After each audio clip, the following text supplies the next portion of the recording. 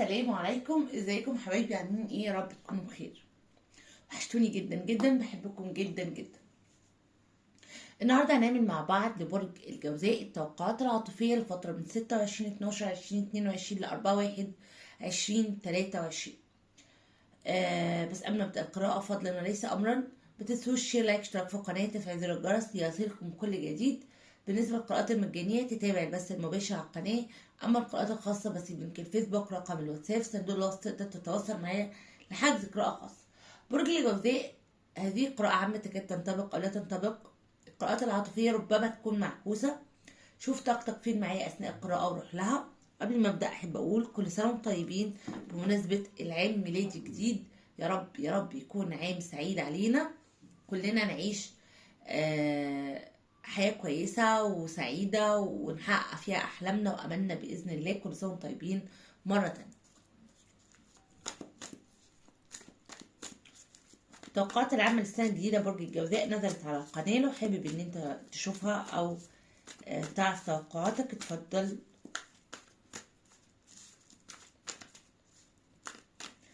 برج الجوزاء من 26/12 ل 4/1/2023 عاطفيا.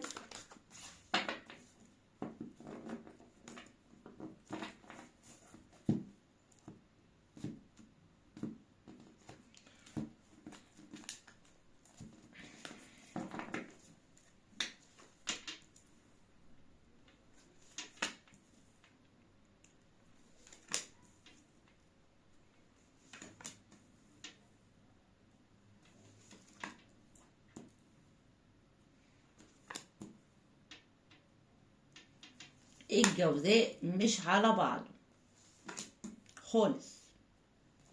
شايف تعمل ايه اصلا؟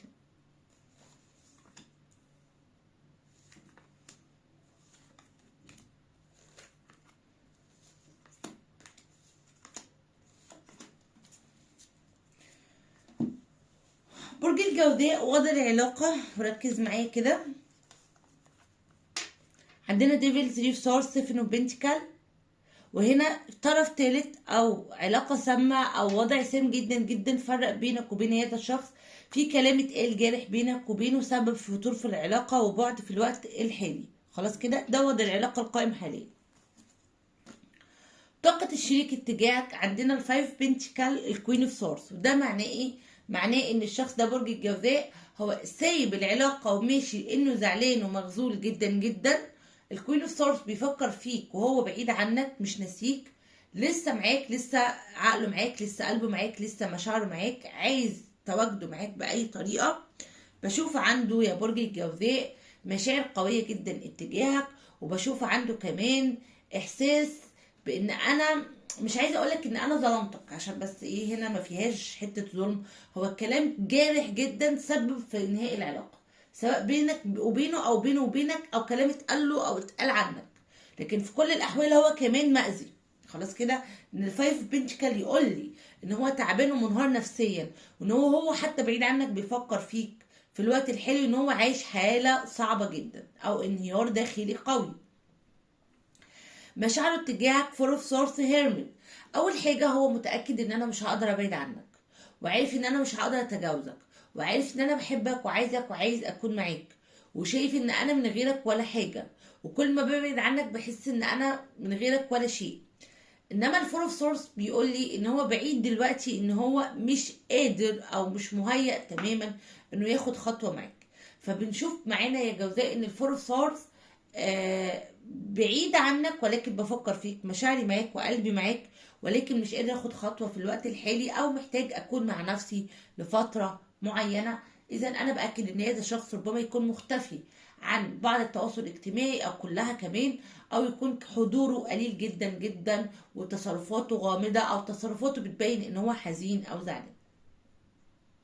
بيشوفك الايت اوف بنتكال، بيشوفك ان انت بتشتغل على نفسك جدا او بتحب نفسك قوي، وبرضه بيحس او حاسس او شايف ان انت بالفعل كمان عايز تصلح العلاقه ديت، وان انت تايه او مش عارف ايه السبب اللي بيخلي الامور توصل بيكم من الوضع ده، ولكن اوريدي انت نفسك تحل العلاقه او تحل الوضع الغامض اللي فيها.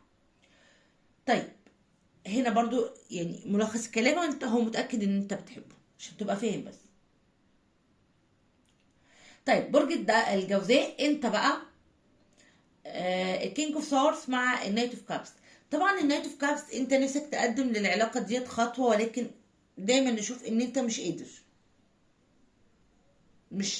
مش هينفع، انا تعبان، انا مش هقدر، بس انا عايزك، انا عايزه اكون معاك.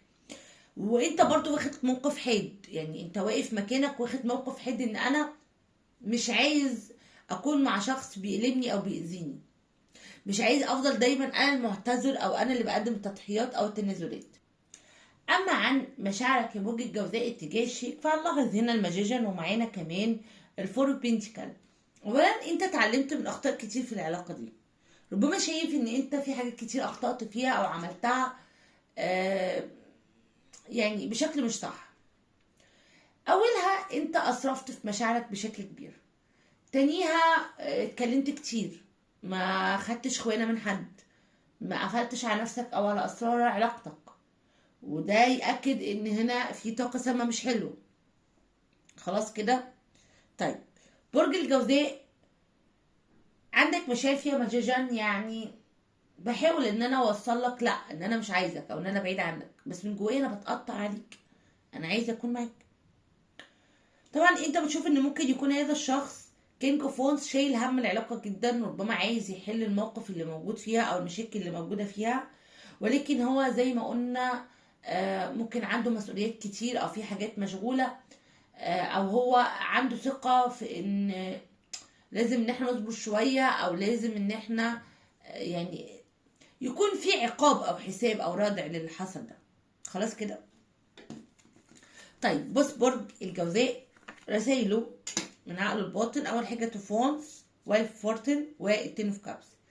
طبعا تو فونس برج الجوزاء نقدر نقول ان الشخص بيقول لك انتظرني او استنيني، انا راجع ليك مرة تانية، وانا راجع على تين اوف كابس يعني استقرار او علاقة زوجية او ارتباط جد.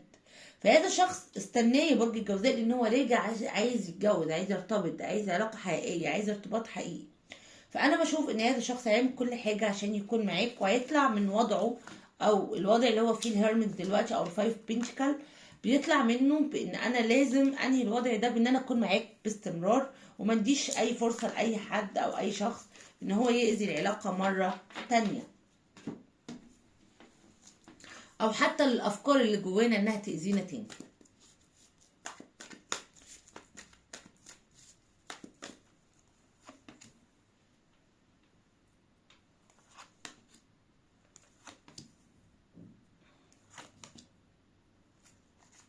زي ما قلنا هو راجع بقوة، خلي بالك.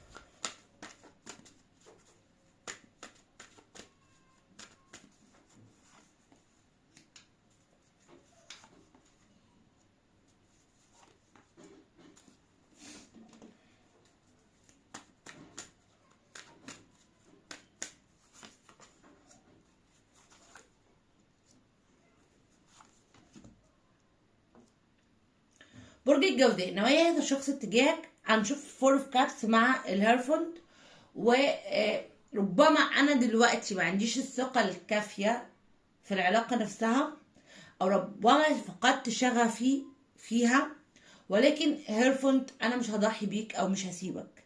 خلاص، محتاج بس شوية وقت مع نفسي. سترونج مع ساسان انا برجع بقوة جدا جدا وباخد خطوات ايجابية علشان استقرار العلاقة ديت. اما مصير العلاقه فالبيتش اوف سورس مع الامبرور، وده ياكد يا برج الجوزاء ان العلاقه ديت بتاخد شكل ايجابي الفتره القادمه، بتخرجوا اي اطراف او اي افكار ممكن تاذي العلاقه بشكل كبير جدا، بتعرفوا الطريق اللي المفروض تمشوا فيه، بتبتدوا ان انتوا تعملوه او تمشوا فيه. في خطه حلوه جدا بتحطوها مع بعض بتساعد على توثيق او ترسيم العلاقه اللي بينك وبينه اكتر من كده.